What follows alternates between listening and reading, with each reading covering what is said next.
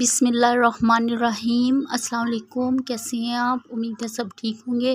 अल्लाह पाक आपको हर बीमारी और परेशानियों से बचाए, आमीन। आज हम कुकिंग होम में रेसिपी शेयर करेंगे मुर्ग चना। चलिए हम इसे बनाना स्टार्ट करते हैं।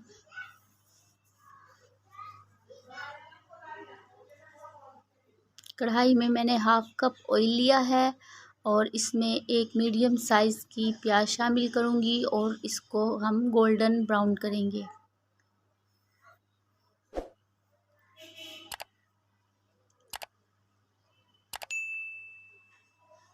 जब प्याज गोल्डन ब्राउन हो जाएगी तो हम इसको साइड पर निकाल लेंगे और ब्लेंडर में शामिल करेंगे। ब्लेंडर में मैंने प्याज शामिल की, 2 से 3 हरी मिर्चें शामिल करूंगी और एक मीडियम साइज़ का मैं टमाटर इसके अंदर शामिल करूंगी।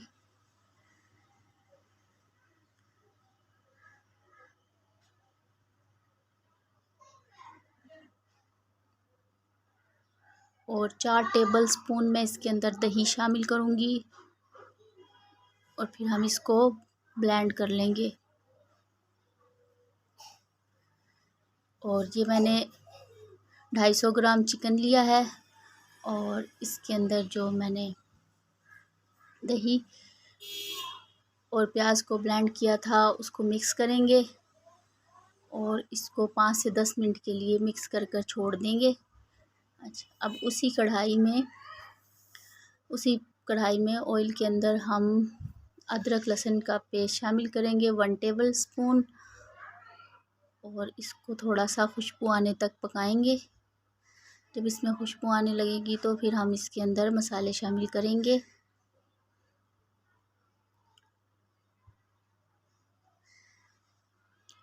वन टेबल स्पून मैंने ये मसाला लिया है। इसमें मैंने धनिया, ज़ीरा, काली मिर्च, जायफल, जवित्री और 1 इंच का टुकड़ा दालचीनी का शामिल किया था, उसको कूट लिया था, वो शामिल करेंगे।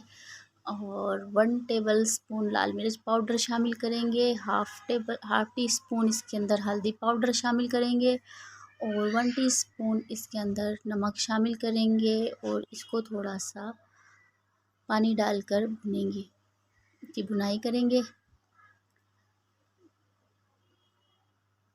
जब इसकी भुनाई हो जाएगी तो हम इसके अंदर चिकन शामिल करेंगे जो मैंने दही के अंदर मिक्स करके रखा था और अब हम इसकी 5 से 10 मिनट भुनाई करेंगे। 5 से 10 मिनट की भुनाई के बाद फिर हम इसके अंदर चने शामिल करेंगे जो मैंने बॉईल करके रखे हुए थे और इसको 2 मिनट तक फिर इसकी भुनाई करेंगे।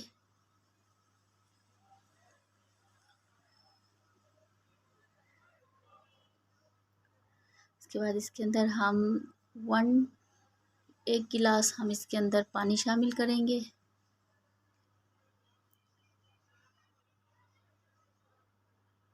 और इसको हम हल्की आंच पर 10 मिनट के लिए पकाएंगे।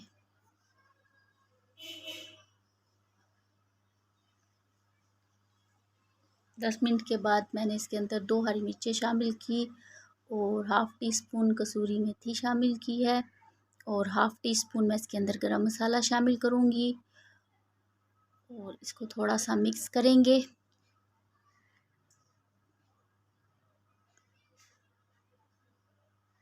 और अब इसे 2 से 3 मिनट मैंने हल्की आंच पे रख दिया था और जी ये तैयार है मुर्ग चना, बिल्कुल तैयार है। आई होप कि आपको मेरी रेसिपी पसंद आई होगी। दुआओं में याद रखिएगा।